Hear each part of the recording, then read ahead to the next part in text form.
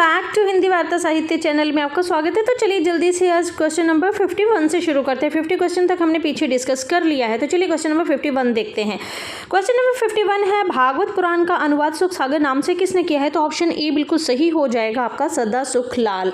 मैं आपको एक बात और बता दूं, सदा सुखलाल जो है इन्होंने सुख सागर की रचना ये विष्णु पुराण के आधार पर की है। और यहाँ पे एक क्वेश्चन और मोस्ट इंपॉर्टेंट बनता है कि खड़ी बोली गद्य में जो 4 महानुभाव आपके आते हैं उनमें से कौन 2 का संबंध जो है वो फोर्ट विलियम कॉलेज से नहीं है। तो मैं आपको बता दूं, एक आपके आते हैं इंशाल्लाह खां और एक आते हैं आपके सदा सुखलाल नियाज, है ना।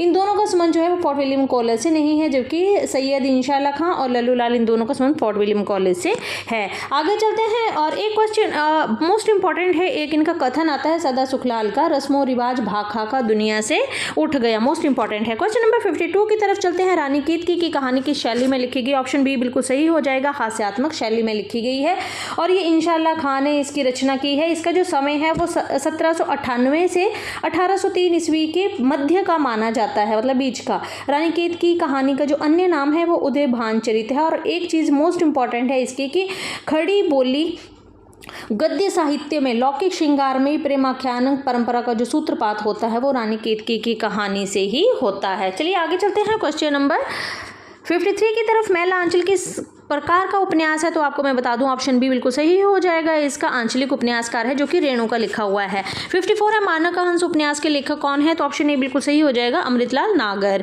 क्वेश्चन नंबर 55 है, झूठा सच उपन्यास के लेखक कौन है? तो झूठा सच उपन्यास के जो लेखक आपके यशपाल है। एक आपके पास झूठा सच निबंध आता है जो कि सियाराम शरण गुप्त का आता है। क्वेश्चन नंबर 56 की तरफ चलते हैं। प्रतिज्ञा उपन्यास के लेखक कौन है?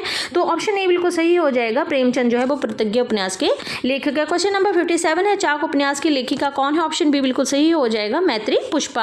आगे क्वेश्चन नंबर 58 है, कहानी संग्रह दूसरा ताजमहल की लेखिका कौन है? ऑप्शन ए बिल्कुल सही हो जाएगा, नासिरा शर्मा। 59 है, बोलगा से गंगा तक किसकी रचना है? तो ऑप्शन सी बिल्कुल सही हो जाएगा, श्याम सुंदर राहुल सांस्कृत्यायन। ऑप्शन सी बिल्कुल सही हो जाएगा। ऑप्शन 60 है, एक पति के नोट्स कहानी के लेखक कौन है? तो ऑप्शन बी बिल्कुल सही हो जाएगा, महेंद्र भल्ला। और एक पत्नी के नोट्स भी आपके आते हैं जो कि ममता कालिया के आते हैं। मतलब एक शीर्षक से आपकी बहुत सी रचनाएं बनती हैं, जैसे एक कस्बे के नोट्स है, एकलव्य के नोट्स हैं, रेणु के नोट्स हैं, है ना, एक पति के नोट्स है, पत्नी के नोट्स हैं। मतलब जब जो एक जैसी रचनाएं हैं जो उनकी वीडियो में किसी दिन अलग से एक शॉर्ट के माध्यम से आपके पास जरूर लेके आऊंगी। चलिए क्वेश्चन नंबर 61 की तरफ चलते हैं। नई कहानी आंदोलन के प्रमुख कहानीकार कौन है? ऑप्शन ए बिल्कुल सही हो जाएगा आपका, मोहन राकेश। प्रश्न नंबर 62 है, प्रेमचंद की कहानी सदगति के 2 पात्र कौन से हैं? तो ऑप्शन ए बिल्कुल सही हो जाएगा आपका, दुखी और झुर्रिया जो है ये सदगति के 2 पात्र हैं।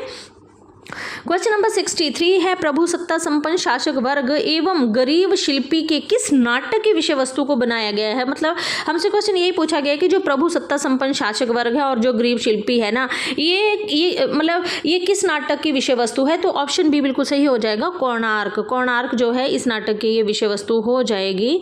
आगे चलते हैं क्वेश्चन, ये जगदीश चंद्र माथुर का नाटक है, मोस्ट इंपॉर्टेंट है। क्वेश्चन नंबर 64 की तरफ चलते हैं हम।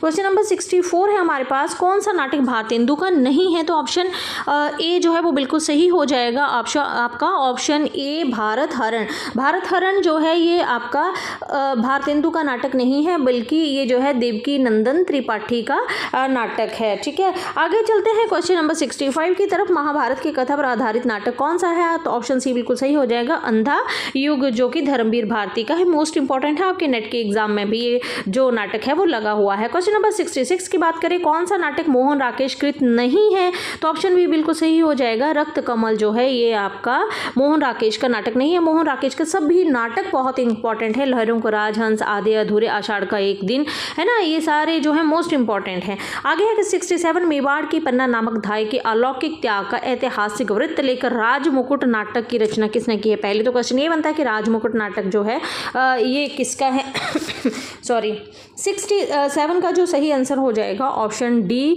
ये गोविंद बल्लभ पंत का नाटक है और इसका जो विषय वस्तु है मेवाड़ की पन्ना नामक एक धाय के अलौकिक त्याग का ऐतिहासिक वर्णन इसमें किया गया है। 68 है हमारे पास स्त्री का हृदय एकांकी किसकी है, तो ऑप्शन बी बिल्कुल सही हो जाएगा आपका उदय शंकर भट्ट। 69 है पर्दे के पीछे नए मेहमान, गिरती दीवारें, अल पत्थर, अल हना, शहर में घूमता हुआ आईना, ये सारे ही एकांकी आपके उदय शंकर भट्ट की हैं। उदय शंकर भट्ट आपके मोस्ट इंपॉर्टेंट है। क्वेश्चन नंबर 70 की तरफ चलते हैं। ताजमहल की आंसू एकांकी किसकी है, तो ऑप्शन आपका ए बिल्कुल सही हो जाएगा लक्ष्मी नारायण लाल। तो आज हमने सिर्फ 70 क्वेश्चन तक डिस्कस किया है। आई होप आपको ये वीडियो अच्छा लगा हो। धन्यवाद।